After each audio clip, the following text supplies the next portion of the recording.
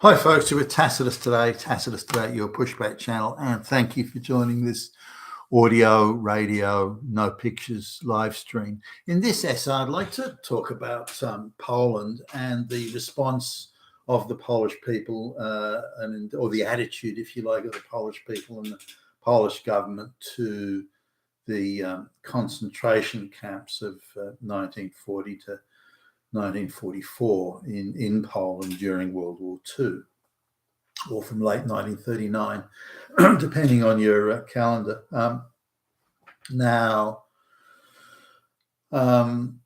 the quite reasonably, by the way, there's a number of memorials and things like museums and so on in Poland on the site of some of the concentration camps of that time, and these are something of a mecca for tourists to go to, and I wonder if they're kept open for that sole purpose, but as a tourist attraction, which makes it rather ghoulish, I think. But anyway, they're there, and I wonder if in 100 years' time they'll be having memorials about how the globalists, had all white people in the West replaced by mass migration. I wonder if that's, there'll be memorials for that. Maybe not. Now, if we look at the difference in the attitudes of the Polish people generally, or certainly all the ones I've met, if you look at the attitude of the Polish people to those times and the events that occurred during those times, and say the attitude in the United States, then there seems to be a vast difference. So in America, untouched by war and many thousands of miles away, the attitudes and the concerns and the activism and the shrill voices that are around the events of that time are at fever pitch in the United States, which was a long way from it and had very little direct involvement. It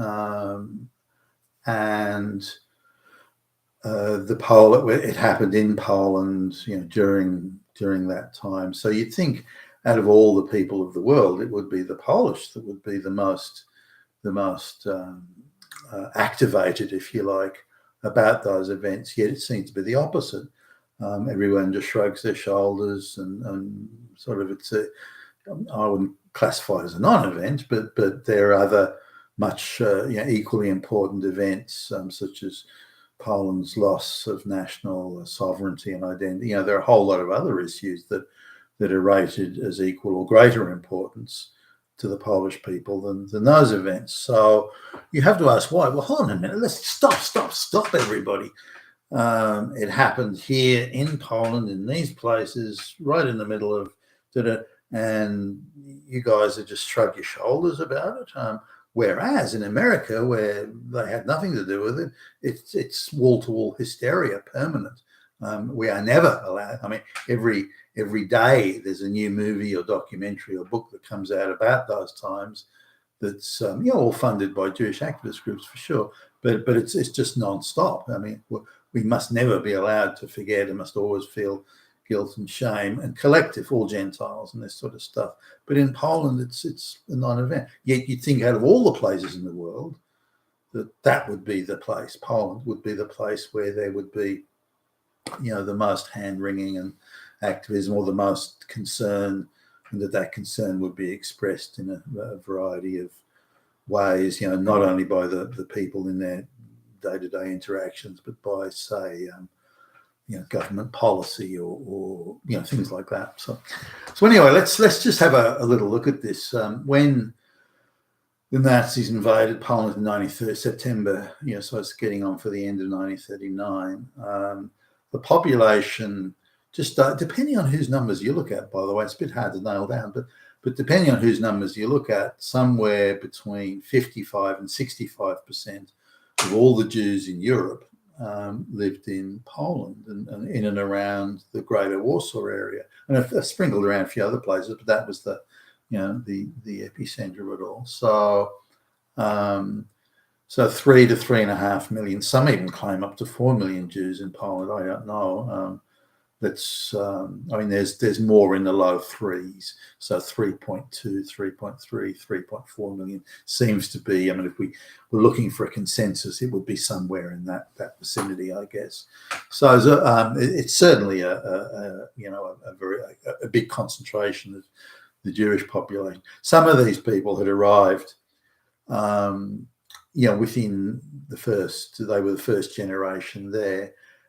I guess there was a few reasons for this. There were, at the end of World War, end of World War I, there were a lot of national boundaries were redrawn, and new nations appeared that hadn't existed previously. Like Hungary was part of the Austro-Hungarian Empire; it was now a separate nation.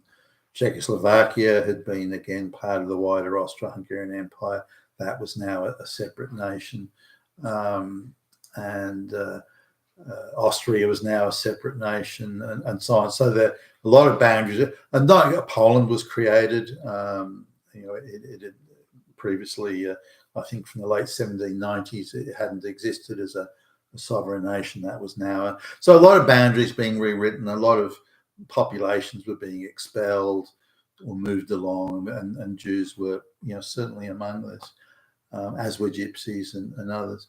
So there was a lot of Jews had moved to Poland, also being expelled from various parts of the Soviet Union, where, surprisingly, given the number of Jews that were involved in the Marxist cause, the more Orthodox Jews were, and others too, were being expelled from places like, say, Ukraine, Belarus, or even parts of Russia for that matter.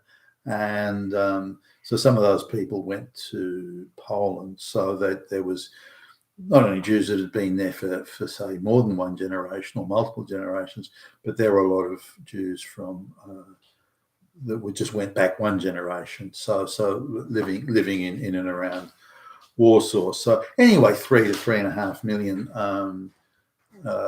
people of the Jewish diaspora there. So the biggest concentration of Jews in Europe were in Poland. Therefore, the proportion of Jews that died in the concentration camps would be, in proportion, a much bigger part of the greater Polish population. So you would think there would be a big issue. Now, after the war, the Soviet communists that took over Poland, they treated the whole idea of the concentration camps. And there weren't just Jews there are others, but they were primarily Jews. They viewed this idea of the concentration camps that were located in Poland. They took this into perceiving it as a wider ideological struggle between communism, which was the good thing, socialism, it's for the people, and against what ironically the Soviets called totalitarianism of the Nazis. I mean, like, the Soviets were way more totalitarian than the Nazis ever were, but they painted themselves as the good guys. So the Soviets treated this whole idea of the concentration camps as really an expression of ideological struggle, as in political ideological struggle or class struggle that they love to wave around, rather than an issue that was primarily an issue of Jews and Gentiles. Now, the Jewish activists took the opposite side, well, not the opposite side, but a different thing. It was Jews versus Gentiles, and they wanted sort of that to come out. I don't think either one was really an accurate expression of what was going on at the time.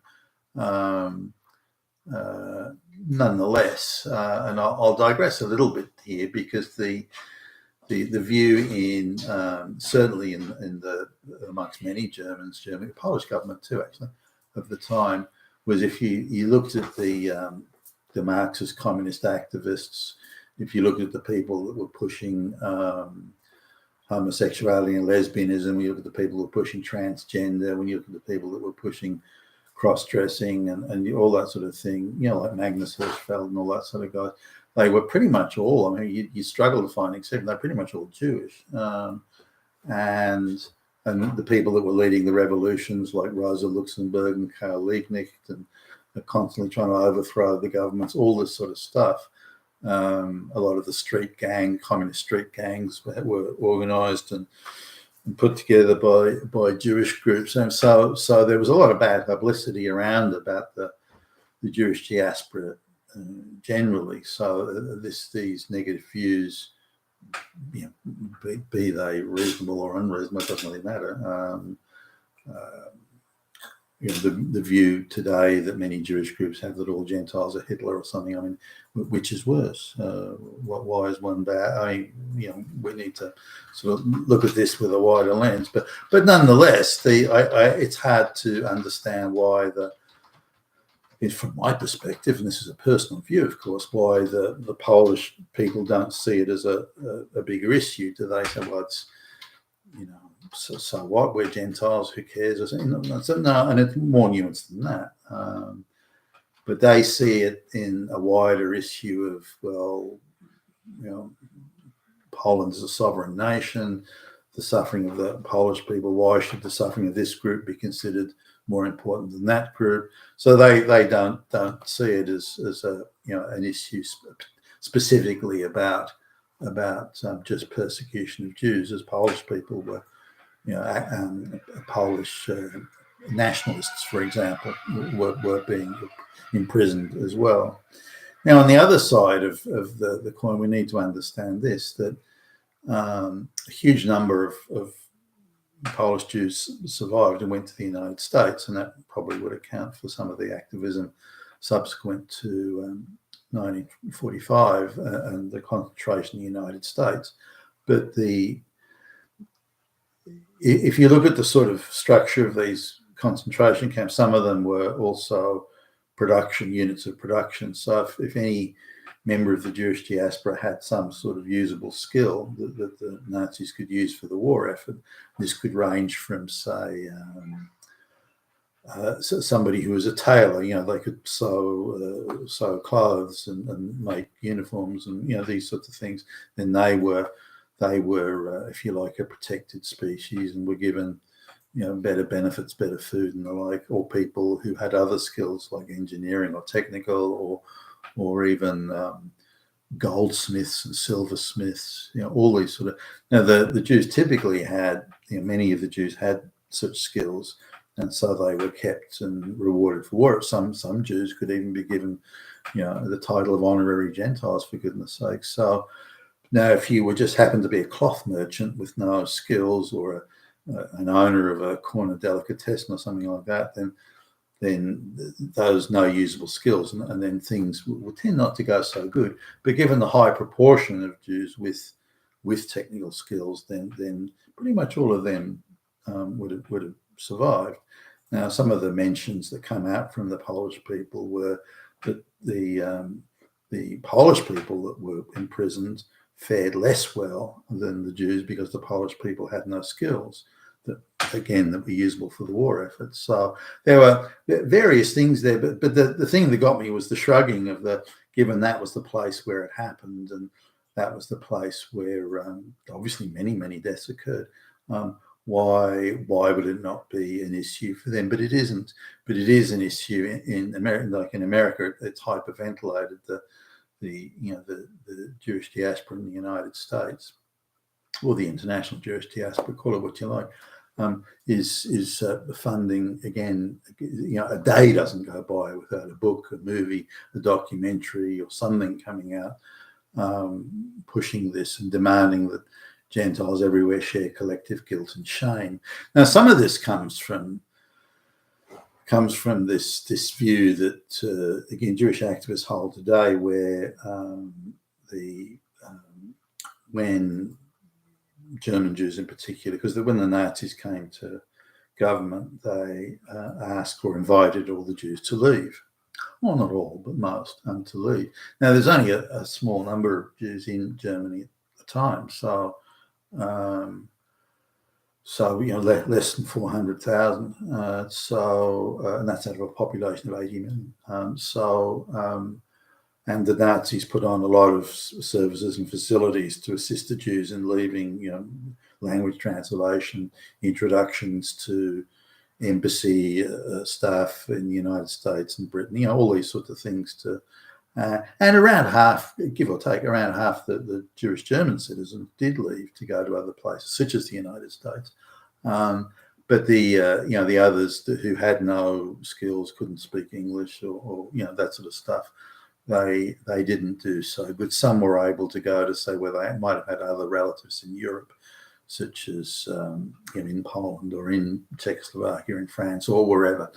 So they moved around. But for give or take about 200,000, they couldn't. So these people tried to sort of just jump on boats and go to America, for example, or to go to what was the nascent, if you like, Israeli state in the Levant, in what today is Israel and Palestine. But they were refused entry, and they didn't apply. It wasn't like they did all the paperwork, and they just decided to front up.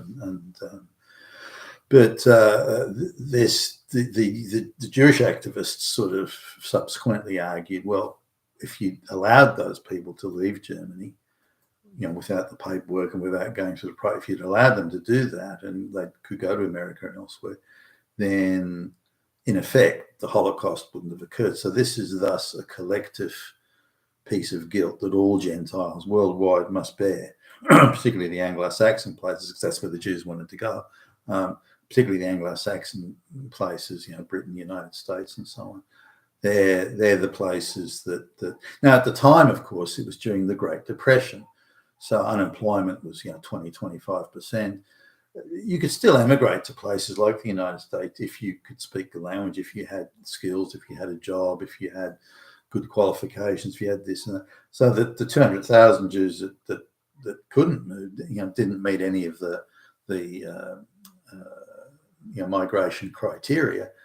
So therefore they weren't able to get visas.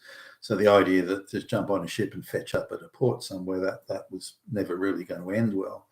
But this is nonetheless viewed as, again, using it as a propaganda tool, is viewed as, well, if you had let us in, the Holocaust wouldn't have occurred. Therefore, you're as guilty of the Holocaust as the concentration camp guards and, the Nazi ideologues and so on. So this is part of the difference, whereas the Polish people don't sort of see it in that context.